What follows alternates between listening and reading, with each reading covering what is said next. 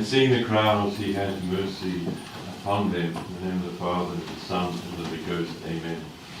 And the Mass of St. Alphonsus that I'm celebrating, it's a little bit different from your missals. Just the Gospel is different. The Gospel about our Lord seeing the crowds that were following him and having mercy upon them, and saying that the harvest is great, but the labourers are few. This Gospel was certainly chosen because St. Alphonsus had great mercy, had great love for the souls that were under his care and in the countryside where he was living. Shepherds that were basically abandoned in the countryside. They didn't have much education, they didn't have the priest to say Mass for them, and so they were baptized Catholics, but not knowing their faith, and really because of that on the road to perdition. So St. Alphonsus had great mercy on them, go out to them and preach the word of God to them. If I remember right, we listened to some letters, and something, there were 20,000 shepherds in the countryside. It's not a huge number, but it's a big number, without any possibility of receiving a Catholic education. So St. Alphonsus had a great love for souls, and that love that he had made him all on fire with the glory of God. That's all that he ever had in his heart, was the glory of God, the salvation of souls. They are both the same thing ultimately.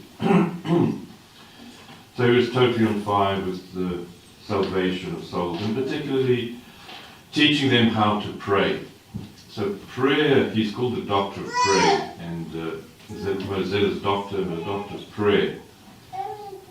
And he gives us this statement that is so well known amongst Redemptorists and those who've heard Redemptorists, that he who prays is certain to be saved, and he who does not pray is certain to be damned. And that is his summary of the whole question of grace and free will. It's the doctrinal question of grace and free will has been discussed ever since the beginning of Catholicism, trying to understand it, and no one has been able to give, in fact, a satisfactory explanation of it. You've got the Dominicans, you've got the Molinans, you've got all different people, and they differ somewhat, and it is something which we cannot understand. And so St. Alphonsus, in a certain sense, just puts it aside and says that he who prays is certain to be saved, and he who does not pray is certain to be damned. And so even though we may not be able to do something to practice some virtue on our own, certainly with the grace of God we can. So ultimately everyone has the power to pray. And that's what he goes on. He says, everybody can pray. And because everybody can pray, everybody can ask for the graces that they need to save their souls. And so he encourages everyone to pray. And he wrote a little book on prayer. And he said, if I could give this book to every Catholic in the world, I would do so. And that was, for him, was the most important book that he ever wrote, the book, little short book, pamphlet on prayer. So prayer is so vitally important. It is our communication with God. And God has promised that he who asks will receive. Who knock shall receive. So we must pray. We must always have that habit of prayer with us. We can never leave it aside. So everybody can pray, from little children to the oldest. We may not be able to have ecstatic prayer like the saints, but we can have simple prayer which obtains for us the graces we need. And that is most important what St. Alphonsus says, to ask, to pray for the graces you need. Pray for the grace to overcome your faults. Pray for the grace to persevere.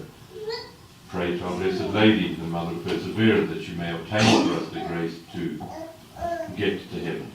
So prayer is his most important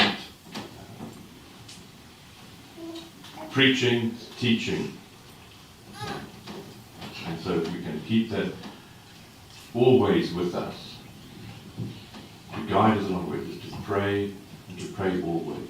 Ejaculatory prayer is a speciality as well, like many other saints, but St. Alphonsus always spoke about that ejaculatory prayer, that short prayer that comes from the heart that goes to heaven.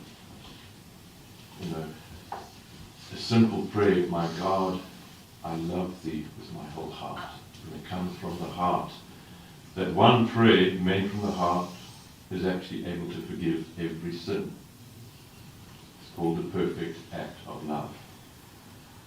And so let us practice prayer. And St. Alphonsus says that if you can't mean what you pray, well, pray in order to mean what you pray. So someone says, well, I can't say my prayer, I don't mean what I pray.